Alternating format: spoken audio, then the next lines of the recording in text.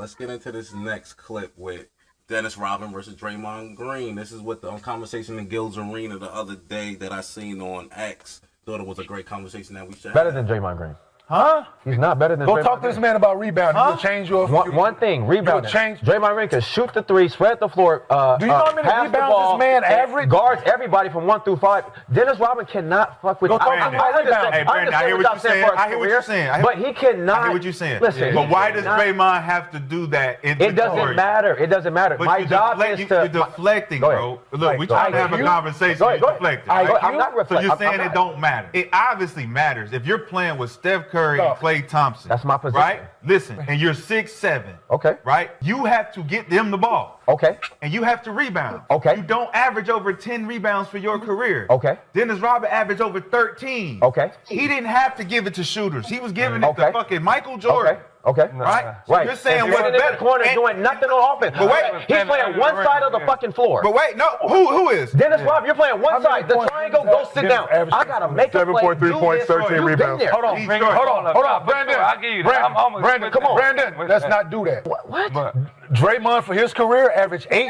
That's fine. Dennis Rodman for his career averaged 7. But he does So more. don't do You're that. saying Don't do it.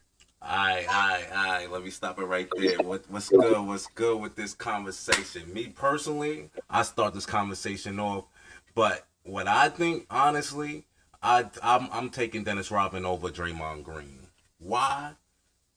He's the greatest rebounder in NBA history, especially in my opinion at 6'7". From a 6'7" player, averaging 13, 14 rebounds a game. He won back-to-back Defensive Player of the Years. We already know that. I think it was 90, 91 or some shit like that. He got 7 all-first defensive teams. What else? Only thing we could bring about with Draymond Green is offensive. He had the better offense, but he only averaged 8 points for his career, which Dennis Rodman averaged 7, as we heard on the Gil's Arena. In this era when it's easier to score, and you only average 8 for your career, at the end of the day, when this nigga Dennis Rodman's job was defend and rebound, he acting like he was just a defender. No, he got some offensive rebounds also. He created second plays. He also got some pickback. That's how he got his 7 points a game, 8 points a game, whatever. So I feel like, me personally, I would take Dennis Rodman over Draymond Green any day, literally, for my team. I feel like being the best rebounder in the game is a big difference to my offense. A great defender and a great rebounder is a big difference in my offense than a nigga that could just do everything all right and a good. You feel me? But that's all I gotta say. Man, it's an impact. Yeah, and I agree with you. They both did the same thing. They both had roles on their team that both teams needed. And when I look at Draymond Green, I look at him like, all right, if he was anywhere else, would he be Draymond Green? I just feel Draymond was perfect with that team. With Detroit, when Dennis Rodman went to Detroit needed Dennis Rodman, and he won 2 championships with them. So you can't put that stigma on him like he was just perfect for that team. But I have that stigma with Draymond. I don't think he would contribute what he did with the Warriors to any other team. And I don't this team fit him perfectly. And you can't do nothing about that. But I feel Dennis Rodman anywhere will make any championship team a championship.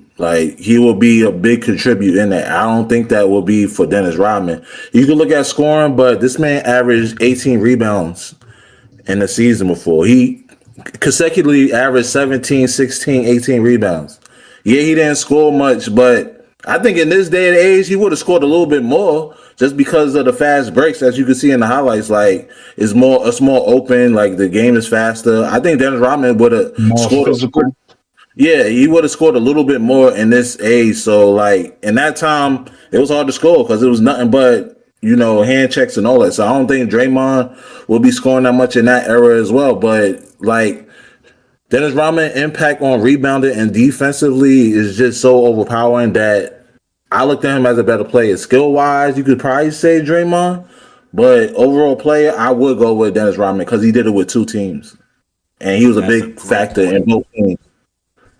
I'm going Dennis Rodman too. Same thing. It's the impact on the court. Not saying They don't call us Draymond. Yeah, Draymond. I'm not saying Draymond didn't have an impact, but I feel like that era is just different. You know what I mean? The hand checking, the physicality, the way you doing it up and down the court.